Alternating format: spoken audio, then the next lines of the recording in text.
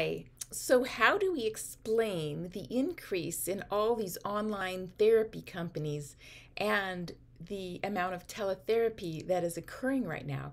Is it because that everyone is going out of their mind? To some degree, there's a lot of PTSD that's hitting people, based on everything that happened during COVID. And so, to some degree, people are requiring more assistance. But on the other hand, and I made some notes, it's a sign that we are shifting and becoming more aware, more emotionally intelligent. So, to some degree, if we're all shut down and we're just dealing with survival, like let's say during the Depression, or when there were world wars, or there's really not a lot of time for self-exploration or understanding emotion more deeply. But as time has gone by, the only way to really evolve as a species is to begin to understand emotions and emotional regulation. So that, let's say, take anger for an example, maybe we've seen it like really expressed in negative ways, in toxic ways. So we have an association to anger that's just not true. It's like the positive side of anger is that you can light a match. You don't have to burn the house down. You can feel it and advocate. You can feel it and make a change. Anger is very powerful. So as we learn about all these emotions, and you can read Brené Brown's Atlas of the Heart to understand emotions more deeply, then we are evolving. But the downside is that most people don't know, they're not even in touch with their bodies, and that's where emotions live. The deep brain and emotions are in the limbic system outside of language. So learning skills like, to stimulate the vagus nerve, let's say holding your nose and as though you're popping your ears, and at the same time you're bearing down like you're having a baby or taking a poop. Try it with me. Let's do it. Let's just do it a couple times. But normally I have people do it 5 times. So let's do it.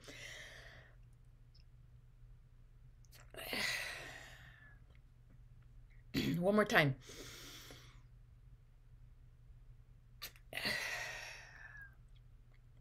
If you do that 5 times, you're going to notice a real downshift in the nervous system. So if people are doing, things to stimulate the vagus nerve, also that exercise slows the heart a little bit. It calms. The heart doctors teach people to do that if they have like tachycardia. But anyway, also meditation. So there's not an easy fix as we're beginning to understand our emotions, and as we're beginning to want to regulate. The only way to regulate is to have some awareness of what's happening in the moment. Is our automatic self in charge, or is my higher self in charge? That trauma self or our true self? The automatic self is the trauma self. It's the survival programming that is driving it. So as we become more aware, whoa, I'm going into that, because most people aren't aware. They're here and then they're there. They're just escalated in trauma self, and wanting to cut people's heads off. Been there, done that. Still sometimes doing that. And it's just it's not helpful to relationship.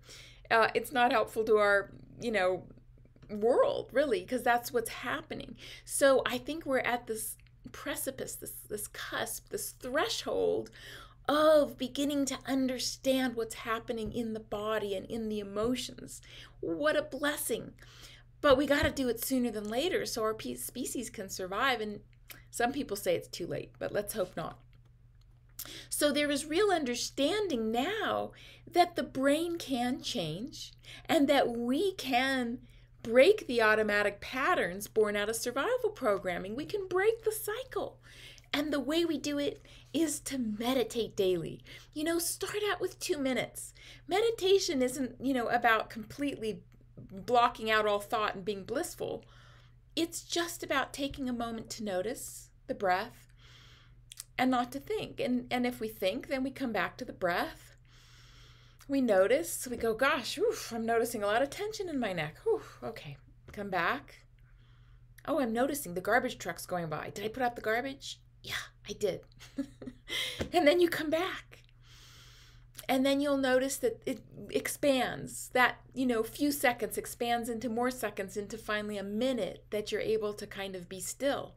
That stillness allows the observer self to get stronger. The observer self begins to see when we're in trauma self or true self. And we can make choices then. Otherwise, if we're always, in the trauma self, we're at a 10 out of 10 and we just are reacting. So I think it's amazing that there's more companies out there and that there are more people seeking help. There's some great ads on TV. We're finally losing the stigma, because it's not like everybody's on, there's a spectrum of mental health. And so, of course, some people are going to be pretty extreme. Schizophrenia sometimes kicks in the 20s, and people need to be medicated if they're hearing voices, and also having therapy. Or, if people have PTSD, that's something that can be gotten over, not quickly, but pretty quickly now with all the wonderful somatic forms. If people have complex trauma from their childhood, it takes a while because that survival is so embedded. Those cycles and the way our realities are created by our early programming. So in order to change our reality, we really have to work with the programming. So at any rate, everyone's on a spectrum. Not everyone needs medication. A lot of people do. And sometimes it's even a temporary leg up, like a leg up on the horse, just a little assistance. But by and large, people can do a lot with just therapy. Especially if they're not on that extreme spectrum. So, if you're looking for help, reach out, seek out some somatic form like brain spotting or EMDR or body talk. My favorite's brain spotting because it really is, it's also called focused mindfulness. It's an amazing form. So anyway, have a good day, take good care, and let's celebrate being alive on this planet, and let's take action to do what we need to do to make it a better world. Thank you for being here.